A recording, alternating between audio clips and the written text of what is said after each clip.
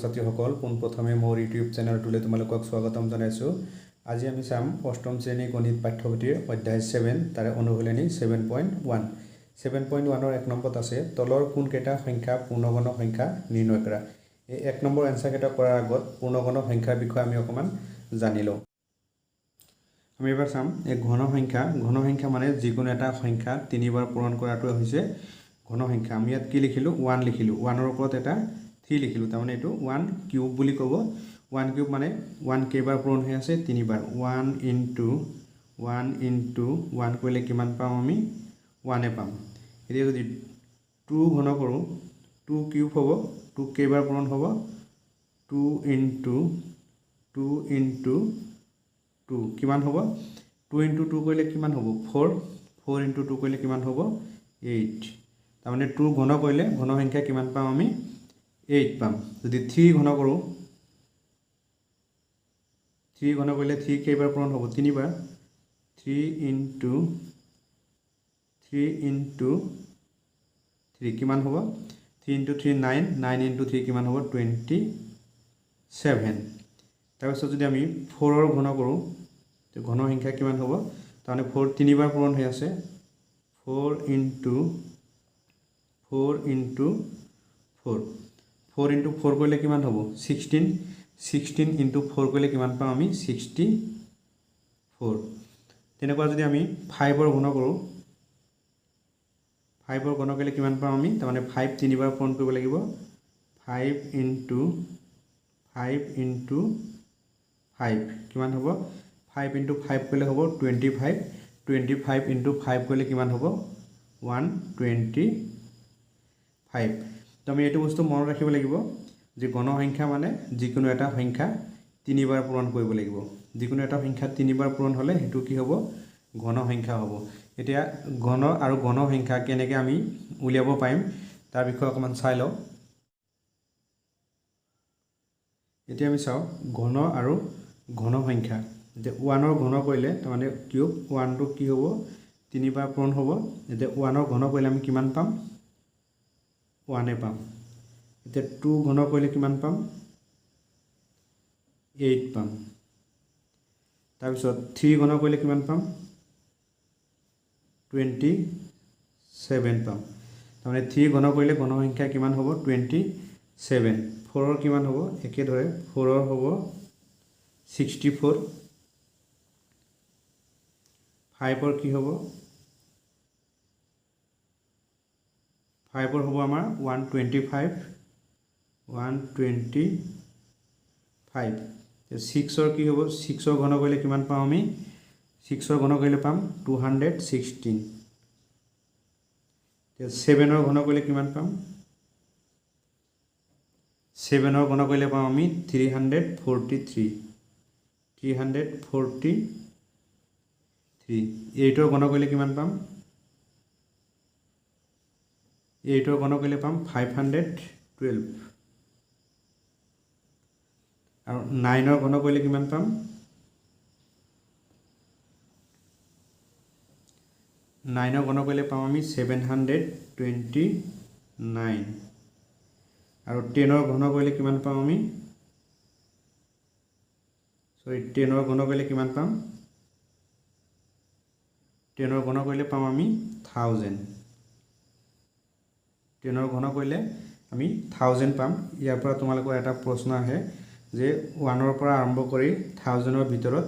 কেইটা পূৰ্ণগণ সংখ্যা আছে, সেইটো আমি পিছত চাম। প্ৰথম আমি ইয়াৰ এককৰ স্থানৰ কিছুমান অংক আছে, সেই অংকখিনি আমি চাই লওঁ। এককৰ স্থান বা এককৰ ঘৰৰ ইয়াত এককৰ ঘৰৰ অংকখিনি আমি চাম। এতিয়া এককৰ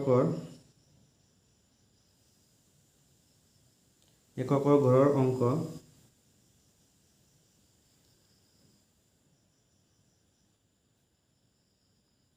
এককৰ ঘৰৰ অংক আমি চাওঁ। এতিয়া 2 ঘন কৰিলে আমি কিমান পাইছিলোঁ ঘন সংখ্যা কিমান পাইছোঁ 8 পাইছোঁ। আকৌ এইফালে 8ৰ ঘন কৰি আমি এককৰ স্থানত কি পাইছোঁ 2 পাইছোঁ। এইটো চোৱা, তাৰমানে 2 ঘন কৰি এককৰ স্থানত কিমান পাইছোঁ 8 পাইছোঁ। এইফালে আকৌ 8ৰ ঘন কৰি এককৰ স্থানত 2 পাইছোঁ। তাৰমানে 2 থাকিলে ঘন সংখ্যা ঘন যদি 2 থাকে তেতিয়া তাৰ ঘন সংখ্যা কিমান হয় 8 হয় নাইবা ঘন সংখ্যা 8 থাকিলে তাৰ ঘন কিমান হ'ব 2 হ'ব তাৰ মানে 2 থাকিলে 8 হয় যদি 2 থাকে তেতিয়া কি হ'ব 8 হ'ব তাৰ মানে এককৰ স্থানত ঘনৰ ঘৰত যদি ঘন সংখ্যাৰ ঘনৰ এককৰ স্থানত যদি 2 থাকে ঘন সংখ্যাৰ এককৰ স্থানত কি থাকিব 8 থাকিব আৰু ঘন সংখ্যাৰ এককৰ স্থানত যদি 8 থাকে ঘনত কি থাকিব 2 থাকিব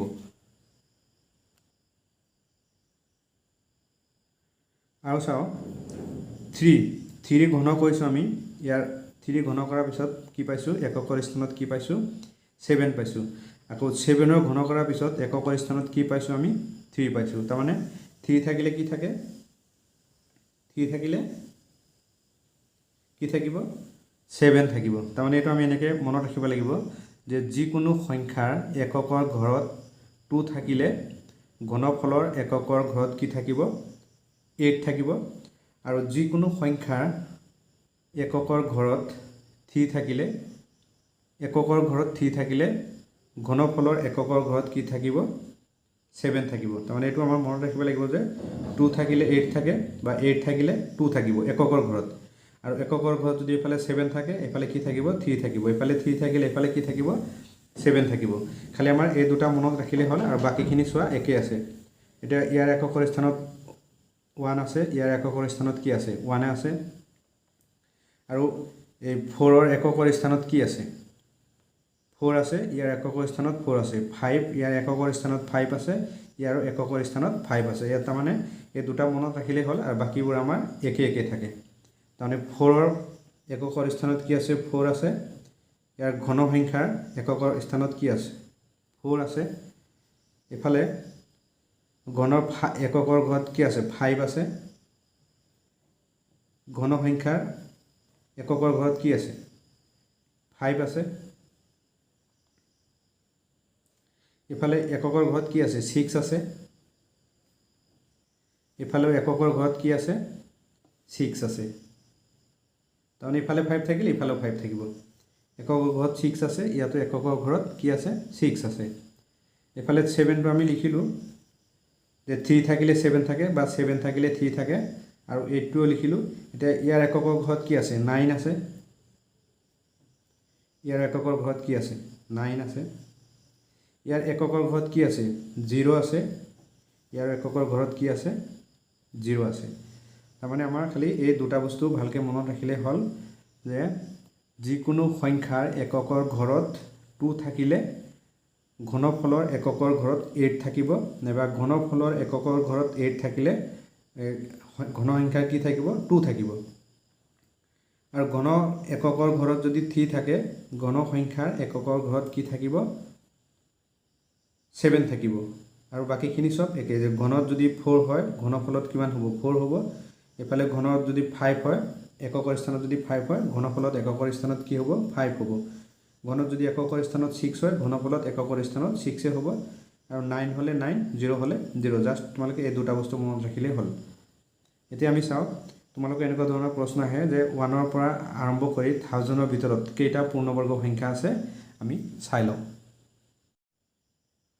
সৰি পূৰ্ণবৰ্গ সংখ্যা নহয় ঘন সংখ্যা আহে তাৰ মানে 1 ৰ পৰা 1000 লৈ কিমানটা ঘন সংখ্যা আছে হেতু আমাৰ লিখিব লাগে আমি যদি 1 ৰ ঘন কৰো কিমান পাম 1 পাম 2 ঘন কৰিলে কিমান পাম 8 3 ঘন কৰিলে পাম 27 4 ৰ ঘন কৰিলে পাম 64 তাৰপিছত 5 ৰ ঘন কৰিলে পাম 125 6 ৰ ঘন কৰিলে পাম 216 216 7 ৰ ঘন কৰিলে আমি কিমান পাম 343 343 8 ৰ ঘন কৰিলে কিমান পাম আমি 512 তাৰপিছত 9 ৰ ঘন কৰিলে কিমান পাম আমি 729 আৰু 10 ৰ ঘন কৰিলে কিমান পাম আমি 1000 তাৰমানে এইটো ঘন মানে কেনেকুৱা 1 টো 3 বাৰ পূৰণ কৰিছো 1 এ পাইছো 2 ঘন কৰিলে কিমান 8 পালো কেনেকে যে 2 * 2 * 2 তাৰমানে 3 বাৰ পূৰণ হৈছে 2 তাৰমানে 2 যদি ঘন কৰা হয় 2 × 2 × 2 তাৰমানে 2 3 বাৰ পূৰণ কৰিলে কিমান পাম আমি 8 পাম তেনেকৈ আমি এই গোটেইকেইটা কৈছোঁ এতিয়া কেইটা পালোঁ আমি 1 2 3 4 5 6 7 8 9 10 এতিয়া আমি লিখিম 1 পৰা 1000 লৈ 1 পৰা 1000 লৈ 10টা গণ সংখ্যা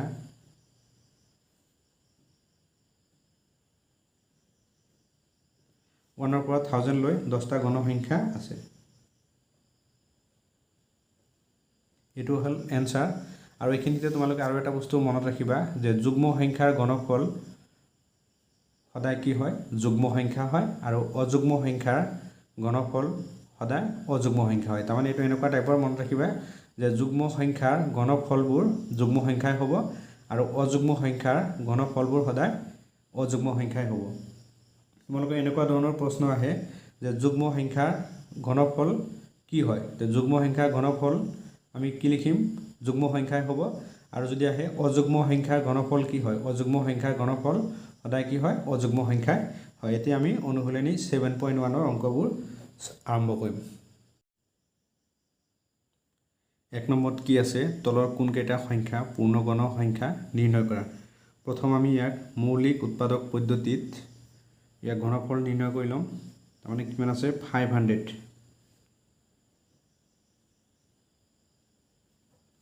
500 আছে 500 ইয়াক 2 ৰে হৰণ কৰিব পাৰিম 2 যাব কিমান 2 4 1 10 5 0 আকৌ 2 ৰে যাব 1 2 5 এবাৰ 2 ৰে না যায় 5 আছে এবাৰ কিমান যাব 5 ৰে যাব 5 যাব কিমান 2 10 25 25 ত 5 যাব কিমান 5 আকৌ 5 যাব কিমান 5 এতিয়া চোৱা আমাৰ যদি সংখ্যাটো পূৰ্ণগণ হ'ব লগা হয় সংখ্যাটো পূৰ্ণগণ হলে ইয়াত 2 দুটা আছে 2 তিনিটা থাকিব লাগিব আৰু 5 তিনিটা থাকিব লাগিব কাৰণ ঘন সংখ্যা মানে আমাৰ যিকোনো এটা সংখ্যা তিনিবাৰ পূৰণ হ'ব লাগিব ইয়াত 2 টো দুবাৰ পূৰণ হৈছে আৰু 3 টো সৰি 5 টো তিনিবাৰ পূৰণ হৈছে গতিকে এটো পূৰ্ণগণ সংখ্যা নহব এটা আমি কেনেকৈ লিখিম চোৱা এতিয়া 500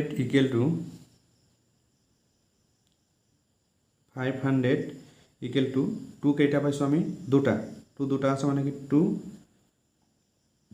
স্কয়াৰ হ'ব ইনটু 5 পাইছো কেইটা তিনিটা তে কি হ'ব 5 কিউব হ'ব গতিকে এটো আমাৰ পূৰ্ণগণ সংখ্যা নহব কাৰণ 2 তিনিটা থাকিব লাগিছিল কিন্তু 2 আছে দুটা আৰু 5 আছে তিনিটা গতিকে আমি লিখি দিব পাৰিম এতেকে 500 এটা পূৰ্ণগণ সংখ্যা নহয় পূৰ্ণগণ সংখ্যা নহয় কাৰণটো কি তোমালোকে ধৰিব পাৰিছা যে গণ সংখ্যা হ'বলৈ হলে আমাৰ যিকোনো সংখ্যা তিনিবাৰ পূৰণ হ'ব লাগিব ইয়াত 5 টো তিনিবাৰ পূৰণ হৈ আছে কিন্তু 2 দুইবাৰ পূৰণ হৈ আছে সেই কাৰণে কি হ'ল এটো পূৰ্ণগণ সংখ্যা নহয় এটো হ'ল আমাৰ এ নম্বৰৰ এনসাৰ এতিয়া আমি 1 ৰ b টো চাও 1 ৰ b টো কি আছে 1331 ইয়াক আমি মৌলিক উৎপাদক পদ্ধতিত ইয়াৰ ঘনমূল নিৰ্ণয় কৰিম 1 3 তাৰপিছত কি আছে 3 1 এটা কি হ'ব এটো 11 ৰে হৰণ যাব 11 যাব কিমান 1 থাকিব কিমান 11 1 গলে 2 থাকিব 2 আৰু ইফালে হল কিমান 3 কিমান হ'ব 23 23 কেইবাৰ যাব 2 কিমান হ'ব 22 থাকিব কিমান 1 1 1 কিমান হ'ব 11 আৰু কিমান যাব 1 আমি কিমান পালো 1 2 1 এতিয়া আকৌ 11 এ যাব কিমান যাব 11 যাব আমি পাইছো যে 11 × 11 কৰিলে আমাৰ কিমান হয় 121 হয় এটাকে আমি 11 টো 3 বাৰ পাইছো যিকোনো এটা সংখ্যা 3 বাৰ পূৰণ হলে হেতু কি হয় পূৰ্ণগণ সংখ্যা হয় তো 11 টো 3 বাৰ পূৰণ হৈ আছে হেতু কি হ'ব পূৰ্ণগণ সংখ্যা হ'ব তাৰমানে আমি লিখিব পাৰিম এটাকে 1331 = ডাইৰেক্ট লিখি দিছো 11 কিউব এটাকে 1331 এটা পূৰ্ণগণ সংখ্যা এটা পূৰ্ণগণ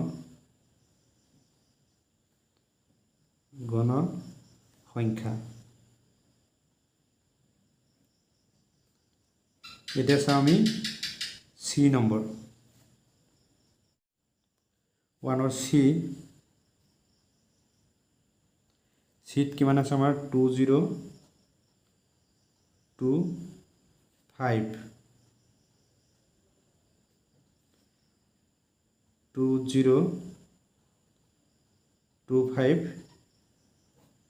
ইয়াক আমি হৰণ কৰিম এককৰ স্থানত 5 আছে গতিকে এটো 5 এৰ হৰণ যাব বা হেকত 5 আছে 5 যাব কিমান 4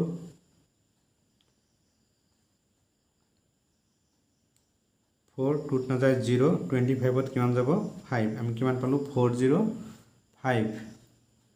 এটা আকৌ 5 এৰে দিও হেকত 5 আছে 5 যাব কিমান 8 আৰু 5 যাব 1 তাৰমানে 5 * 8 কৰিলে কিমান হয় 40 আৰু 5 থাকিলে 5 ত 1 গল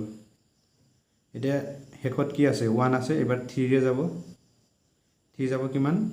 2 কিমান পাম আমি 6 থাকিব 2 21 21 ত 3 যাব কিমান 7 আকৌ 3 ৰে যাব 3 যাব কিমান 9 আকৌ 3 যাব 3 এটা আমি যদি চাও 5 পালো দুটা আৰু 3 পালো কেইটা চাৰিটা গতিকে এটো আমাৰ পূৰ্ণগণ সংখ্যা নহব কাৰণ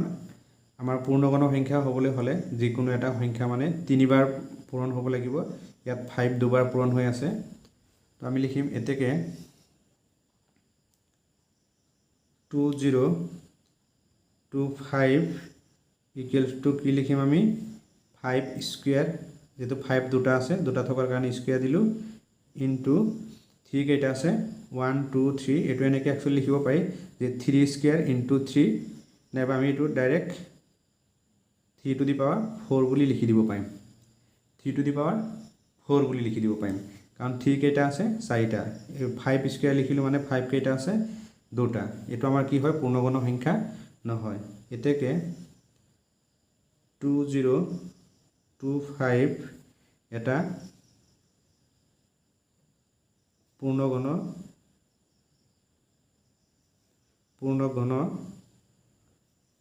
সংখ্যা নহয়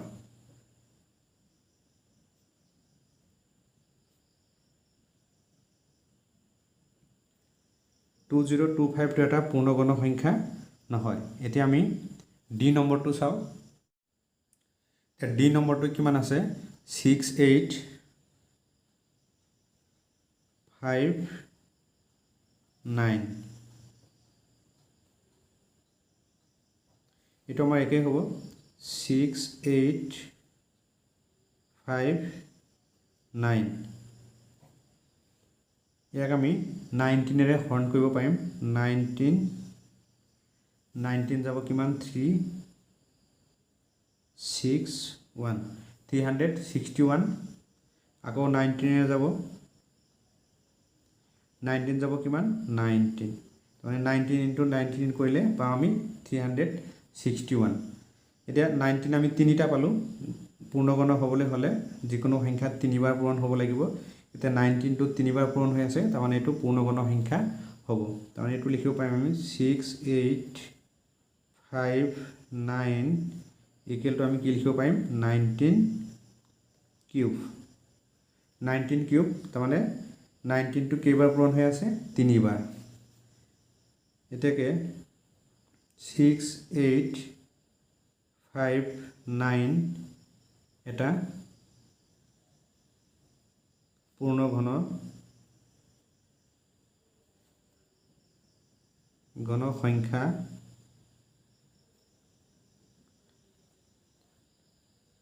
ছিক্স এইট ফাইভ নাইন এটা পূৰ্ণগণ সংখ্যা এইটো হ'ল ডি নম্বৰৰ এনসাৰ এতিয়া আমি ই নম্বৰটো চাওঁ এতিয়া ই নম্বৰটো চাওঁ কিমান আছে 2 3 7 6 ইয়াক আমি প্ৰথম 2 ৰে হৰণ কৰিব পাৰিম 2 যাব 1 1 17 17 ত 2 যাব কিমান 8 16 আকৌ 16 ত 2 যাব কিমান 8 আকৌ 2 ৰে যাব 2 যাব কিমান 5 কিমান হ'ব 10 1 18 18 ত 2 যাব কিমান 9 আকৌ 8 ত যাব কিমান 4 আকৌ 2 ৰে যাব 2 যাব কিমান 2 4 1 19 19 ত 2 যাব কিমান 9 থাকিব কিমান 1 14 14 ত 2 যাব 7 কিমান পালো 2 9 7 এতিয়া হেকত 7 আছে গতিকে 2 ৰে নাযায় এতিয়া আমি 3 ৰে হৰণ কৰিম 3 যাব কিমান 9 9 কিমান হ'ব 27 থাকিব 2 এফালে হ'ব 27 27 ত 3 যাব কিমান 9 আকৌ 3 দি 3 3 এতিয়া আকৌ 3 যাব 1 1 এতিয়া চাওঁ আমি 2 টো কি আছে আমাৰ 3 বাৰ পূৰণ হৈ আছে 3 টো 3 বাৰ পূৰণ হৈ আছে কিন্তু 11 টো আমাৰ 1 এবাৰ পূৰণ হৈ আছে গতিকে এইটো কি হ'ব আমাৰ পূৰ্ণগণ সংখ্যা নহব পূৰ্ণগণ সংখ্যা হ'বলৈ হলে যিকোনো সংখ্যা 3 বাৰ পূৰণ হ'ব লাগিব ইয়াত 2 টো 3 বাৰ পূৰণ হৈ আছে 3 টো 3 বাৰ পূৰণ হৈ আছে কিন্তু 11 টো এবাৰ হৈ আছে তো আমি লিখিম 2 3 7 6 ইকুৱেল টু 2 কিউব 2 কিউব তাৰমানে 2 3 বাৰ পূৰণ হৈ আছে ইনটু 3 কিউব 3 3 বাৰ পূৰণ হৈ আছে ইনটু 11 11 টো এবাৰে আছে সেইকাৰণে এইটো কি হ'ব পূৰ্ণগণ সংখ্যা নহয় এতেকে 2 3 7 6 এটা পূৰ্ণ গণ সংখ্যা নহয়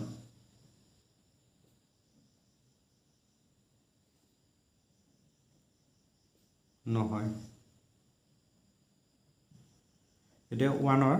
লাষ্টৰটো চাম f নম্বৰটো এতিয়া 1 ৰ f নম্বৰটো চাও কিমান আছে 8000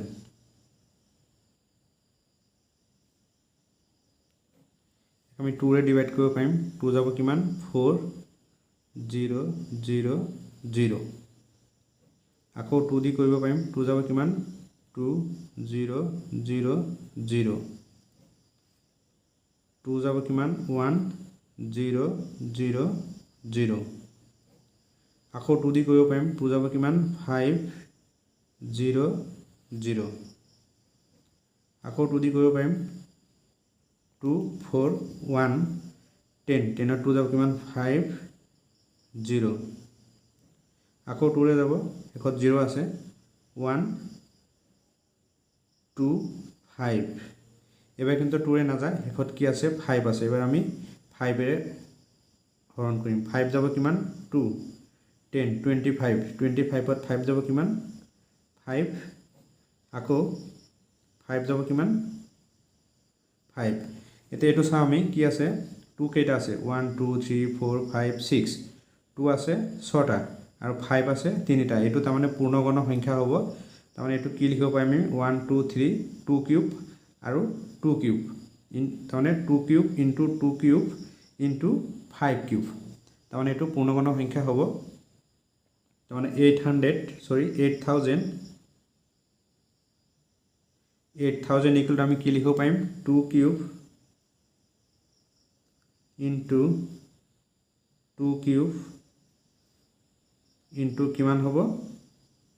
5 কিউব তাৰমানে 2 টো তিনিবাৰকৈ দুবাৰ পূৰণ হৈ আছে তাৰমানে 2 6 বাৰ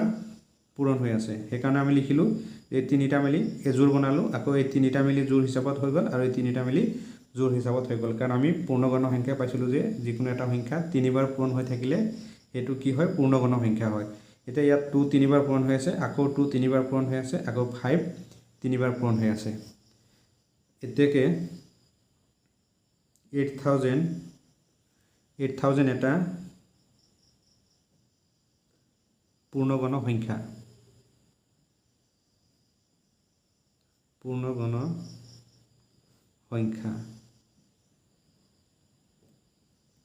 এইটো আছিল F নম্বৰৰ এনসাৰ মৰমৰ ছাত্ৰ ছাত্ৰীসকল আজিৰ ভিডিঅ'টো ইমানে আছিলে যিসকলে মোৰ চেনেলটো নতুন ভিজিট কৰিছা চেনেলটো সাবস্ক্ৰাইব কৰি দিবা কমেন্ট কৰি মোক জনাবা ভিডিঅ' কেনে পাইছা লাইক কৰিবা আৰু বন্ধু বান্ধৱীৰ মাজত শ্বেয়াৰ কৰিবা